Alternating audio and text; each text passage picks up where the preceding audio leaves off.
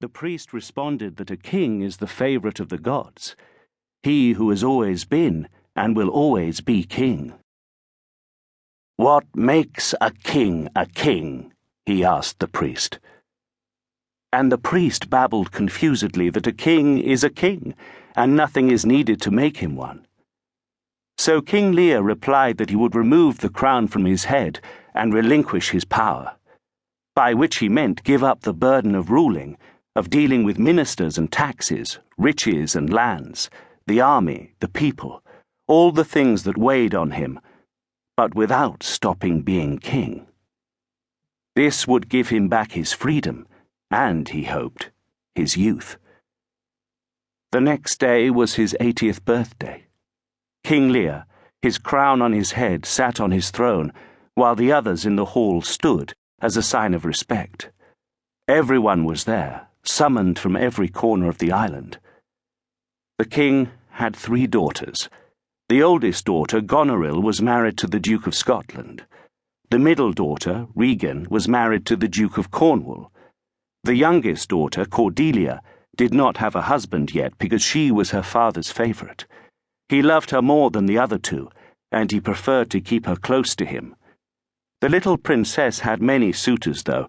They had even come from other lands to ask for her hand, but the king wasn't willing to give her up.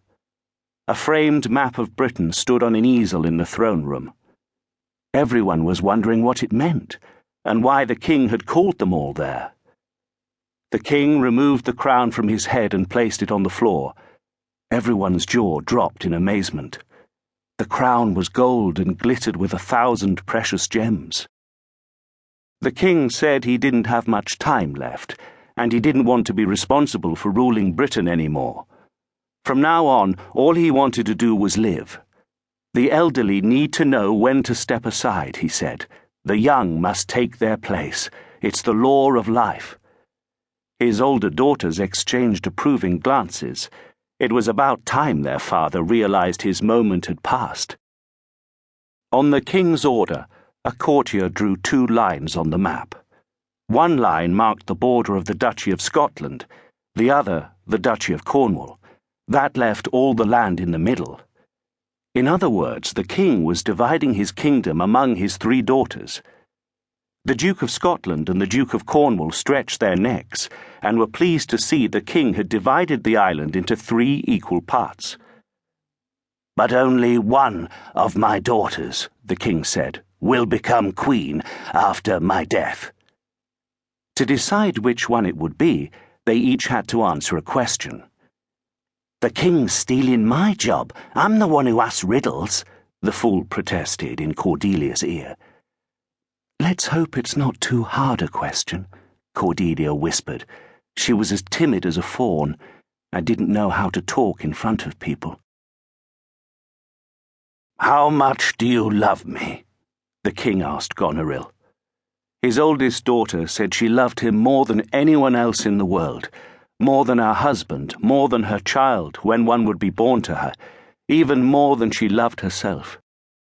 She paused, thinking she had said enough, but then realized she hadn't.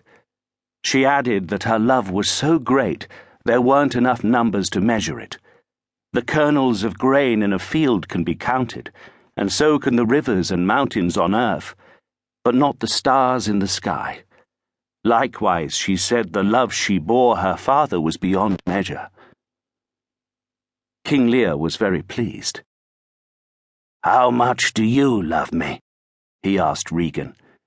His second daughter said she loved him no less than her sister, if anything, even more. But words were not enough to express her love. Words can describe the fury of a storm, the sweetness of sugar, the bitterness of bile, but not the love she bore her father. King Lear was very pleased.